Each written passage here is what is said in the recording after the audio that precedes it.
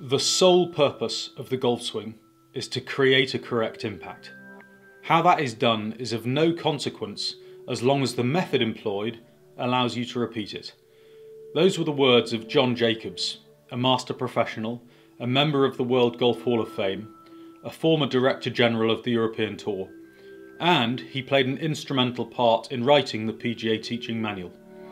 So here's a man who dedicated his life to the pursuit of helping his students to play better golf, and he chose this one statement to share on his notice board with all of his students.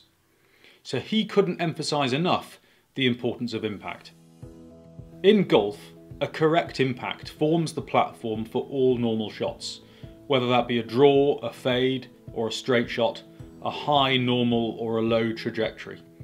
So when we can master the correct impact position, we can apply it to all normal shots. So having a correct impact is crucial. But what is a correct impact? It's a movement in which we stabilise the club face for as long as possible through the impact area without being forced to manipulate the club face by making micro adjustments, giving us the most mechanically repeatable movement while delivering the best results. So to learn how to do this, we're going to explore a golfer's main lever assembly. We'll learn at what stage of the swing the golfer loses control of the club head and why. And then we'll look at the optimal impact position and learn some drills that'll help us incorporate and synchronise these movements into our own swing. So let's make a start. After the fundamentals have been learnt, so grip, stance, posture and alignment, the vast majority of golfers immerse themselves in the movements needed to make a textbook backswing. Sadly, the golf ball doesn't know or care what your backswing looks like. It only responds to the directions given to it by the club face at impact. So when you strip the golf swing back to its sole purpose, and to expand upon John Jacobs' statement, you'll discover that it's to maintain control over the club face until after the ball's been struck. After all, if we can't control the club face, we can't consistently control the ball. And if that's our goal, we should place a greater emphasis on the importance of learning the correct impact position and reorder the way we learn the swing. In other words, we need to make impact our main focus. There's two reasons for this. Firstly, the conventional way of learning the swing, so setup, takeaway, backswing and downswing, only gets us around to learning about impact after we've learnt about many other aspects of the swing which aren't critical. So at best we're elongating the learning process, and at worst we're ignoring impact altogether. Sadly, if a golfer reaches a good position at the top of the backswing, it doesn't necessarily ensure they'll reach a good impact position. If the golfer isn't aware of what they're trying to achieve at impact, they'll more often than not lose control of the club head before they hit the ball. In fact, our research has shown that 84% of club golfers don't reach a correct impact position, with most being unaware that the impact position is different to the conventional address position. Now this means that most golfers make an educated but ill-informed guess and simply try and reobtain the same club and hand position they had at address, which produces inconsistent results. Secondly, by focusing on impact and doing impact-based drills, a golfer begins by learning and feeling the only critical position in golf. And when they feel this position for themselves and work backwards from impact, they tend to develop a better understanding very quickly of the body movements and positions they need to reach to support the club being delivered correctly into impact. In other words, they have a light bulb moment, with many golfers saying they had no idea that they needed to be in this position when they hit the ball. Ultimately, working backwards from impact allows a golfer to feel how to synchronise their weight transfer, body rotation, arms, hands and club face into impact. Now the reason why golf can be so frustrating is because we feel like we're performing the same movements in our swings to reach impact, yet we get inconsistent results, which is arguably the main reason why golf is so addictively annoying. So let's just listen to what Tiger's got to say on this topic. I wanted to try and take my game to the next level and be more consistent. That's all we're trying to do in golf, is be more consistent. So golf is all about how consistently we can control the club face through impact when it's being swung at high speed. All golfers can hit a good shot occasionally, where they time the connection at impact well. After all, that's the feeling that keeps us coming back for more. But the best ball strikers in the game do something differently, which enables them to move through impact more consistently and have greater accuracy and distance, as well as having a much tighter ball dispersion downrange. And they do this with less onus on the timing of their downswing, so they're not reliant upon inconsistent muscles in their hands to square the club face up at impact. But before we get stuck in, let's just clear up 2 quick points about equipment and different swing styles.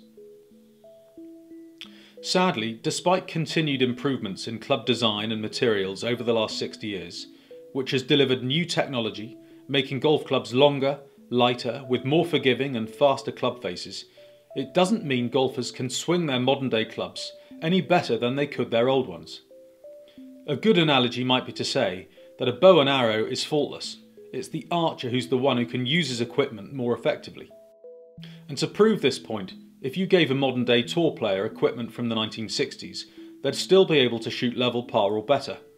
Okay, they wouldn't hit the ball as far, but they'd be able to do this because they know how to maintain control of the club head until after the ball's been struck. Now clearly we should all have our clubs custom fitted, so that grip size, lie angles, shaft weight, shaft flex and shaft length are all suited to us. But after we've gone to the trouble of getting clubs that fit us, we need to recognise that from that moment on, it's not the clubs that matter, it's how we use them that counts. When it comes to swing style, every golfer has their own individual swing pattern. And when we look back through time, and even in today's game, there's examples of how differently professionals swing the club. From the SDA greats like Ben Hogan, who had a flat swing plane, to Jack Nicklaus, who had an upright plane. Mo Norman was arguably one of the best ball strikers ever, had a single plane swing, and when you compare him to another great ball striker, Lee Trevino, he had an outside to in loop in his swing, and they were completely different. Right through to the modern day players like Ricky Fowler, who's laid off at the top of the backswing, compared to Shane Lowry, who's across the line. So these guys couldn't be more different from one another at the top of the backswing if they tried. So they have vastly different swing patterns, which are no doubt influenced by their height, body shape, athleticism and grip. But they all share one thing. They all have the same impact geometry. So we need to understand what these guys are doing differently to us when they hit the ball, because physically there's no difference. I mean, we all have a head, a body, a pair of legs, arms and hands to move a stick with a club head on the end of it. They've just worked out what they need to do to control the club head until after the ball's been struck. In other words, physics is working for them, not against them. Now luckily it's a proven pattern of learning that when we understand what we're striving to achieve, and we get reminded of it, with a little dedication and some sequencing drills, we can all make big improvements. So their shared common denominator is that they have the same geometry at impact. We call this the optimal impact position. Clearly we're not saying that the backswing pattern doesn't matter. It does. It can position the body at the top of the backswing so that it sets a simpler route for the player to reach an optimal impact position. And we recognise that there's a neutral plane, and that the further a golfer moves their hands and club head away from that plane, the more of a compensatory counter manoeuvre is needed to bring the club back onto a neutral plane at impact. So theoretically, the more on plane a swing is, the simpler and hopefully more reliable the movement will be. But the point being here is that golfers don't have to conform to the same swing pattern. I think we can all agree that you don't hit the ball at the top of the backswing, and there's no column on the scorecard for style marks. So we need to recognise that the only critical position that we need to reach is at impact. So let's take a look at the main lever assembly and understand why, how and when we lose control of the club face. In the golf swing, we rotate around the core of our body, but the point around which the club head is swung, the centre of the club head arc, is the lead shoulder, and naturally that isn't a fixed point. The rest of the main lever is made up of the upper arm, the lead elbow, the lead forearm, wrist, hand and club. The club has got three interesting points on it. The point on the handle, in between our lead hand and trail hand, is the point of rotation, or the hinge point. Next is the centre of gravity on the club, which varies, but it's typically 15 centimetres above the hosel on the club shaft. And the last important point on the club is the centre of gravity on the club face, or the sweet spot. And when you look at the main lever assembly during the backswing, you'll notice that an angle is created between the lead forearm and the club shaft, which we refer to as a lag angle, and it's easiest to see this wrist angle from a face-on perspective. As a golfer transitions into the downswing, as a result of shoulder and hand force, two forces of tension develop in the club shaft. They are perpendicular tension and parallel or lag tension. Perpendicular tension pulls the mass of the club away from the lead wrist in line with the lead forearm, whereas lag tension is the tension from the mass of the club shaft trailing behind an extension of the lead wrist 90 degrees to the lead forearm. Now, lag tension exerts lag pressure on the lead hand and wrist, through the lead arm, and ultimately onto the lead shoulder. And when lag pressure is present, the lead hand and arm control the direction of the club head, just like a car pulling a trailer. As the lag angle unfolds in the downswing, lag tension is reduced until it's lost entirely at the point of full extension, when the club shaft is aligned with the lead forearm. After the point of full extension, the lead hand, arm and shoulder can't influence or control the club head any longer. The fastest point of the club head arc is reached at the point of full extension, which is when the shaft is aligned with the lead forearm, when the club head is furthest away from the lead shoulder. It's also important to note that this is the point when rotational forces on the club head are at their greatest. Now, from our research, 84% of club golfers and 51% of club pros reach the point of full extension before they hit the ball. This is a result of them starting their downswing with positive alpha wrist torque and positive beta wrist torque. Positive alpha wrist torque is the uncocking of the wrists in the downswing plane of motion. If this happens too early in the downswing, it's called casting. Positive beta wrist torque is the uncocking of the wrists in the downswing in the direction above the plane of motion. Now, if this happens too early in the downswing, it's called coming over the top. In other words, golfers use their arms and hands to accelerate the club head from the top of the backswing instead of using weight shift, hip and torso rotation.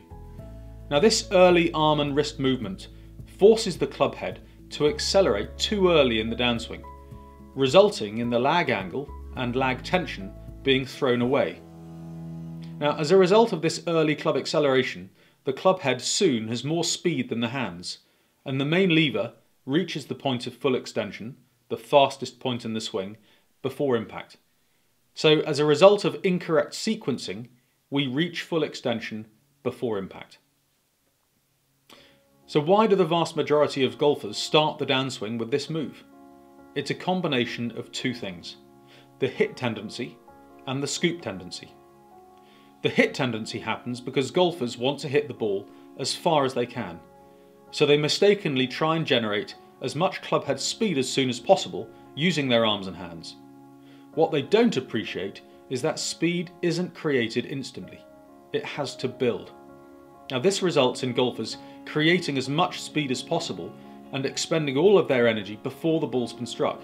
It also means that if they reach the fastest point in the swing before impact, they lose the space and time where they could have been accelerating the club instead of the club starting to decelerate before impact.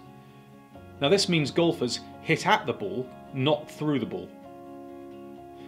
Golfers also suffer from a scoop tendency, where they subconsciously want to help get the ball up into the air by attempting to get the club head under the ball. So they throw away the lag angle to shallow the club head angle of attack. However, there's a serious problem here. If the ball's lying on the ground, the club head will hit the ground before the ball. So we need to develop a slightly downward angle of attack when the ball is on the ground, and trust that the loft on the club face will get the ball airborne. However, there's an important caveat here, that players with slower club head speeds should avoid using lower lofted drivers and long irons because they simply won't have enough clubhead speed to make the loft effective. So if you're a player with a slower clubhead speed, you'll benefit from using a 3-wood off the tee and hybrids to replace longer irons. After the point of full extension, the main lever assembly breaks down. In other words, the club overtakes the lead forearm and the lead wrist is forced to hinge.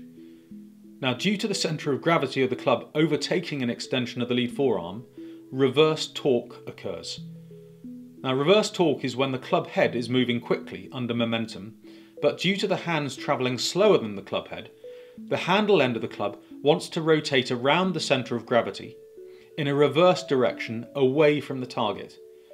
This reverse torque acts like a brake and reduces hand speed and stalls body rotation. In simple terms, the players quit on the shot and the club is flipped. So from the point of full extension, the club head, despite it maintaining much of its speed through momentum, is actually decelerating into impact, forcing the golfer's lead wrist to pronate or flip more and more until impact is reached. Now, Ben Hogan said on this topic, letting the lead wrist and hand pronate brings on a multitude of other things, none of them good. So if full extension is reached before impact, the player reaches an ineffective handle position where the main lever is forced to hinge. Now, from this position into impact, reverse torque has two negative effects. The first is that it decelerates or stalls lead shoulder rotation, which means that the lead shoulder won't have rotated up and away from the ground as much as it should. This means that there's not enough space for the main lever to swing into impact without it being manipulated, meaning that the low point of the club head arc will be before the ball. Now, in this scenario, the player will struggle with duffing shots unless they manipulate the height of the club head to be further above the ground by extending their posture. Now, this is the cause behind why golfers lift their heads up. It's to raise the lead shoulder to create the space for the main lever to swing through impact. Now, if they don't early extend their spine and lift their head up, they're only left with one final option, which is to shorten the length of the main lever assembly and raise the height of the club head by pulling the club towards them by bending their lead elbow, producing a chicken wing, or they'll simply hit the ground before the ball. Now, this is the reason why you see so many golfers lifting their heads up and reaching impact with a bent lead arm. It's to raise the low point of the club head arc to avoid duffing the ball.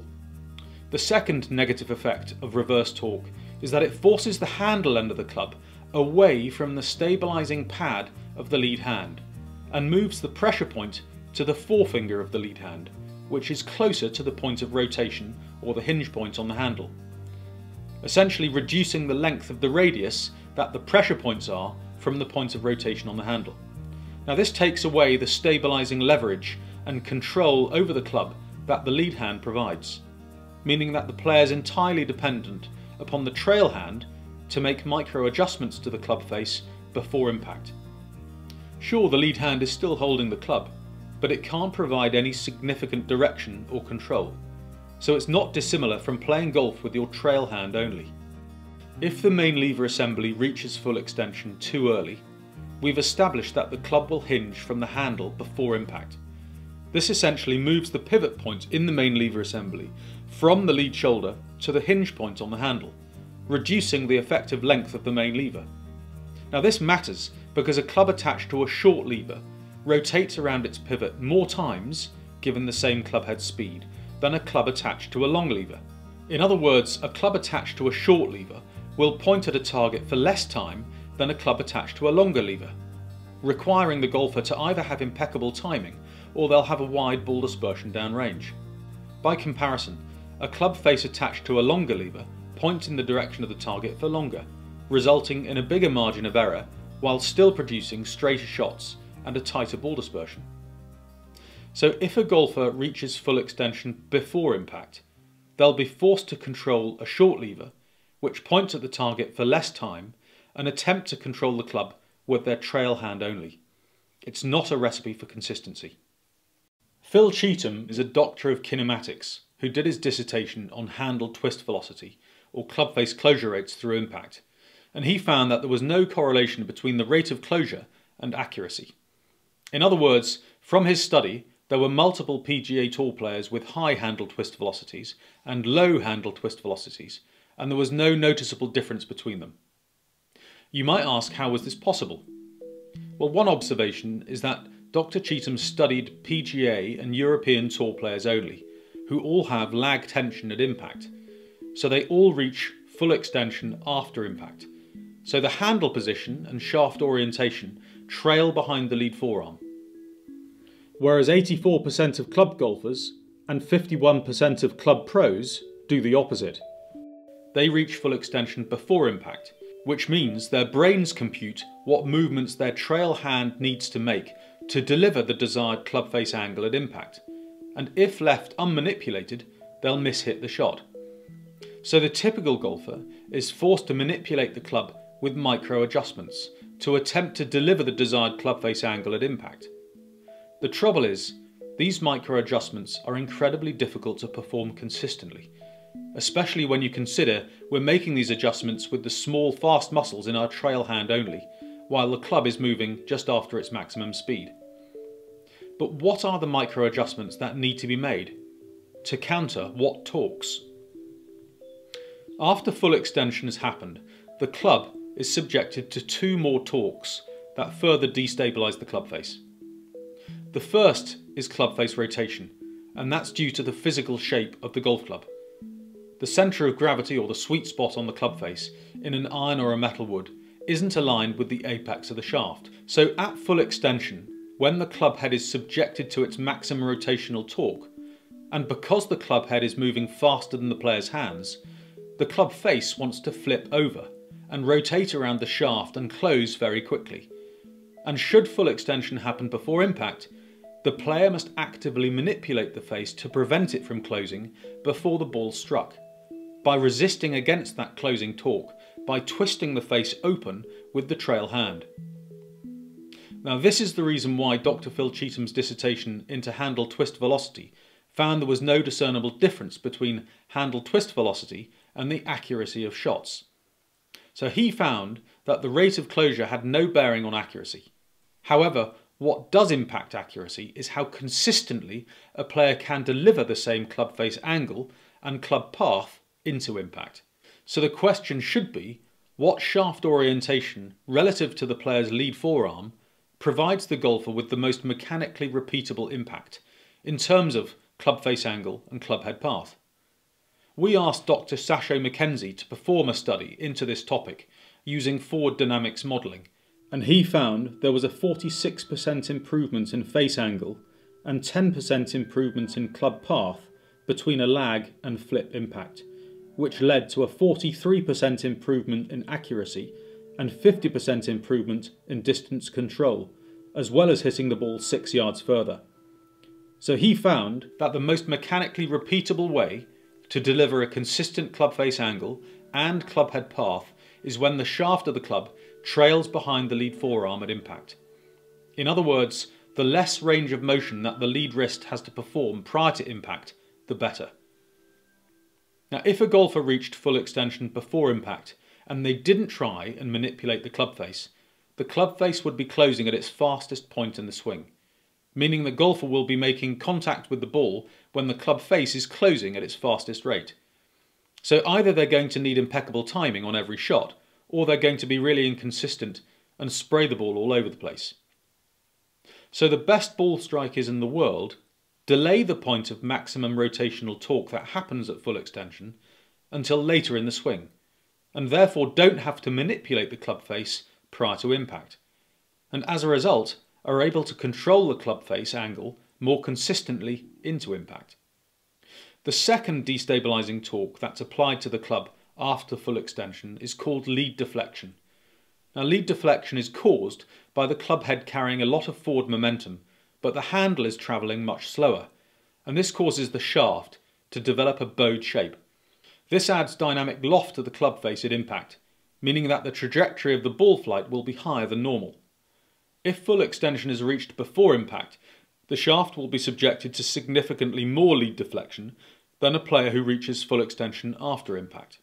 It's worth noting here that lead deflection is very often misrepresented by camcorders. which have sensors with roller shutters that build an image line by line from the top down. In addition, most cameras don't shoot enough frames per second, which means that when an image is built, it's built at intervals from one frame to the next on a line-by-line basis, which results in a distorted representation of the shape of the shaft moving at high speed. Because the club head moves faster than the hands, the shaft appears to have much more lead deflection than there actually is, giving the illusion of a massively bowed shaft. So you should only rely on cameras that have a global shutter that take a minimum of 500 frames per second, and this will produce an accurate image of what's happening to the shaft at impact.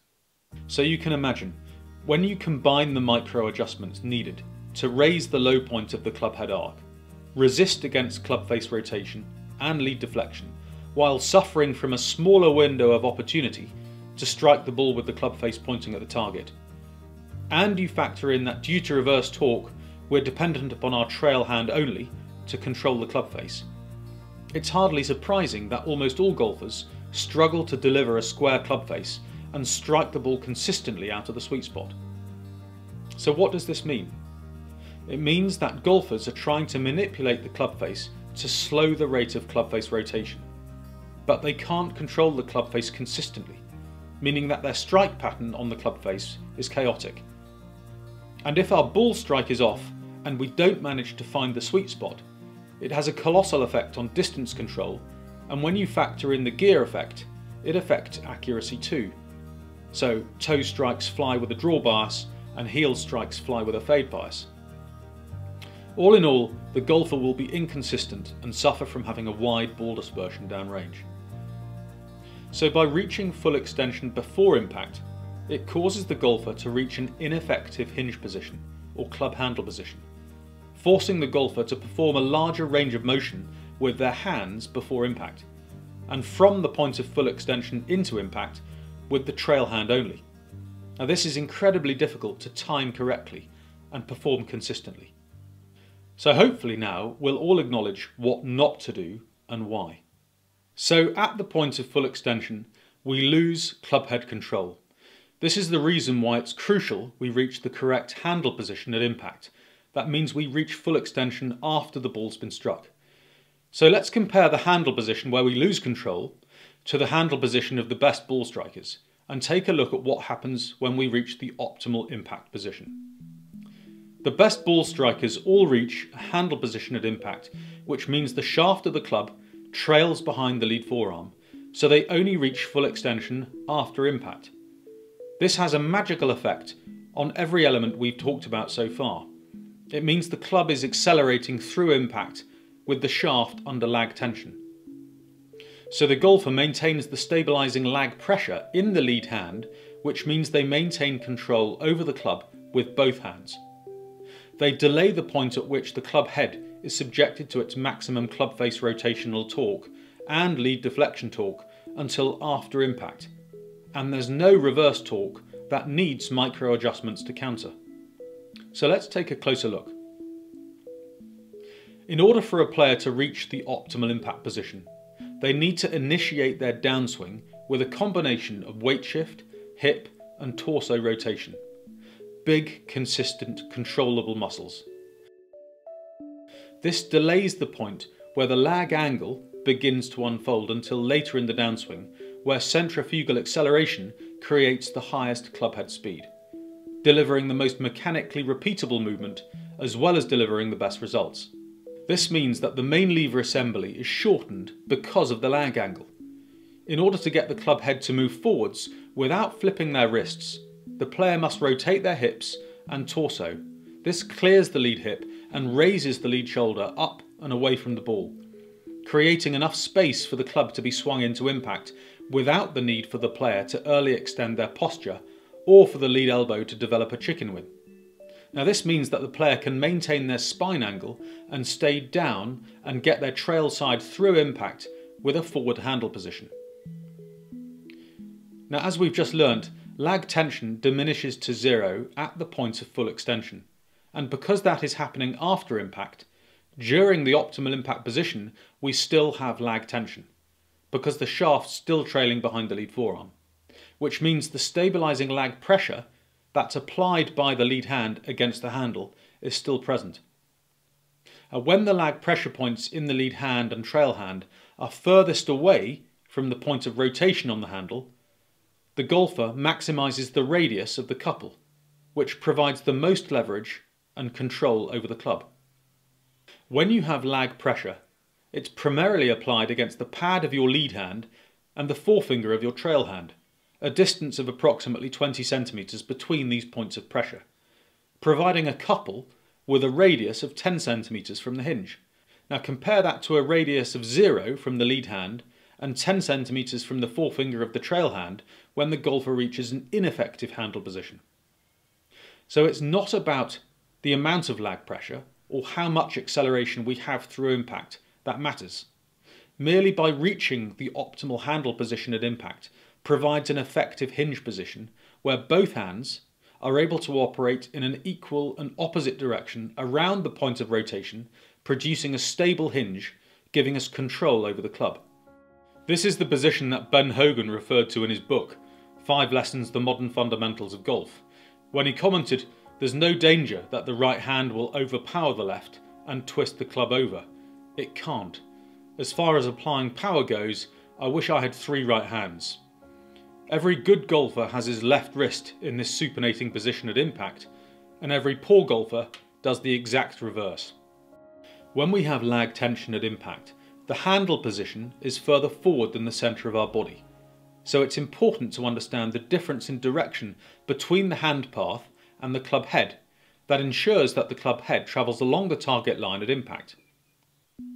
When golfers start to introduce a forward handle position into their game, they get their weight further forward towards the target earlier in their downswing, which is good.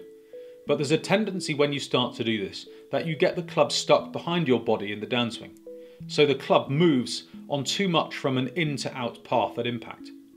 Now this can mean that the lead arm starts to separate from your torso and the club head moves further away from your body, bringing the hosel of the club in line with the ball. Now this is one cause of golfers starting to shank the ball when they introduce forward shaft lean into their games. So it's important to recognise that because our hands are further forwards in the swing arc than the club head, they'll actually need to be moving on an inward path in order for the club head to move along the target line at impact. The best ball strikers in the game delay the point of maximum club face rotational torque from happening until after they've struck the ball, by reaching full extension after impact. When a player does this, they stabilise the face so it points at the target for a longer period of time in the swing arc. Because the main lever is pivoting from the lead shoulder, and the hands are still leading the club head, it means the player predominantly uses their torso rotation to square the club face up at impact, and less movement is needed to be performed by the less consistent hand muscles. In golf, the geometry of the optimal impact position doesn't change from club to club, only the ball position changes. So what does this mean? It means when you improve your impact position, your entire game will improve. A common question we get asked is, but I don't want to have forward shaft lean with my driver, do I? Well, clearly we're not advocating forward shaft lean with the driver. What we are stating is that the shaft needs to trail behind the lead forearm to have lag tension. And clearly with a driver, the ball position is typically further forwards in the swing arc, so the golfer will have a shallower or even an upward angle of attack. But it's critical that the shaft trails behind the lead forearm, so you can adjust the ball flight trajectory by either moving the ball back to hit a low shot or forward to hit a higher shot. The only danger here is that when golfers want to hit high shots, instead of simply moving the ball position forwards in their stance, they tend to flip their wrists to add loft to the club face, which instantly loses lag tension prior to impact.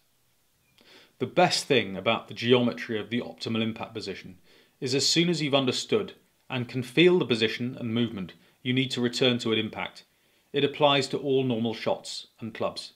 So whether you're hitting a draw, a fade or a straight shot with a wedge or a driver, it's the same position at impact.